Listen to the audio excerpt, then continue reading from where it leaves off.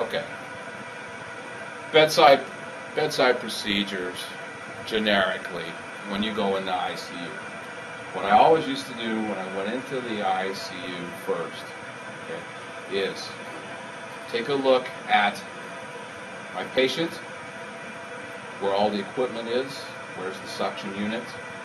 Okay, I would look right away at their heart monitor. What is their heart rate? What is their saturation? What is their blood pressure? Those are going to be your best friends to tell you there's an emergency. The other thing I would always do is make sure my manual resuscitator was there.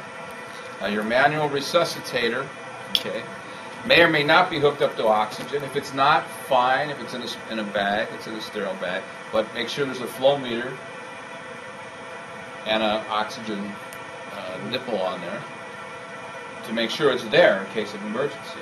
Your bag should always have a mask on it. Always make sure it has a mask. If your patient becomes extubated, you're not going to be able to bag him like this. You've got to have the mask. The other thing they have is what is known as a PEEP, a P-E-E-P valve. A lot of bags will have that. That's what this is. This is a P-E-E-P valve. And when you look at it, okay, and you open this up all the way, you will see there are different values of PEEP along this line, these little black lines here.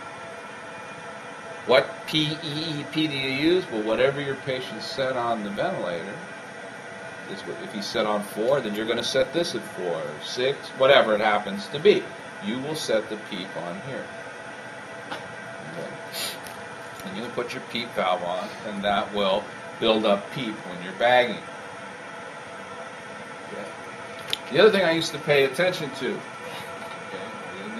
and this is before I even touch the patient, okay, is how many IV bags do you see your patient attached to? Okay. If you see your patient with 10 IV bags, how good can they be doing?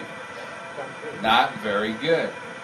That would always tell me I need to be very careful what I'm doing around here and pay attention. Now, in that, it's real easy to catch your jacket, catch anything on these IV poles, etc., etc. So, when I went into the ICU, I was always worried, is my patient stable? Even, I mean, I had lots of years of experience. I was an ICU specialist. That's what I did. But every day I'd go in, if there was somebody new, I'd be like, what am I going to see when I'm in? Well, when I saw the 10 IV bags, this is somebody that I need to be real careful with. Okay.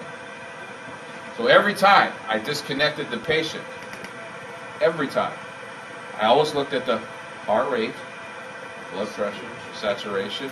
I would look on my ventilator for their tidal volume and their PIP every time.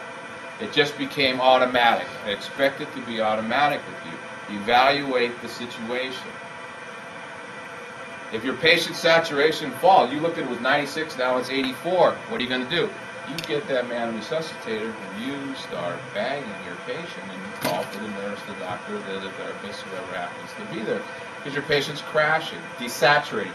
When you do your reading about the patient desaturating, that's what they're talking about. Okay. This manual resuscitator is your best friend. Always pressure check it when you first get in there to make sure it's holding its pressure. And make sure, above all, you have a mask if they become extubated. Okay. Other things to look for is your patient in soft restraints. Sometimes the patients unwittingly will reach up and try to extubate themselves. Not on purpose. It happens. They're confused. If they're in soft restraints, you make sure that if you're going to untie them, that you tie them back up. Don't leave them untied. Okay? Because that means they're going to extubate themselves. This is how you conduct yourself in the ICU. Okay? The last thing I will tell you is that most of the time, we don't have it set up here, okay, most of the time the ventilators were on one side and the heart monitor was on the other. Okay? So I would always generally work from the side that the ventilator was on. Okay? Because the ventilator's on this side, I would work on this side. I would work this way, because now I know the heart monitor's here. The ventilator's here, the heart monitor's there. Very rarely did I try to work on the same side with the heart monitor. Why? Because I can't see it. And the other problem is the ventilator was where? On the other side. So if I need to do it, I got to walk all the way around the bed and do something. So you always try to work from the side where the ventilator is. Okay. So we're going to set that up back here. These are things I want you to understand. This manual resuscitator is your best friend. It should always, no matter what ICU procedure you do, you should make sure it's there. And if it's not hooked up, you don't have to necessarily hook it up, but you need to know that there's a flow meter that's with a nipple plugged in the oxygen. You need to know that you got all the parts, because this is what's going to save you. This is your best friend.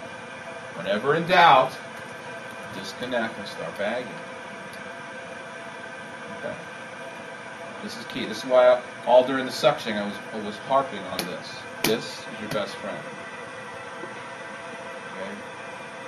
You need to have this ready to go. Okay. Thank you very much.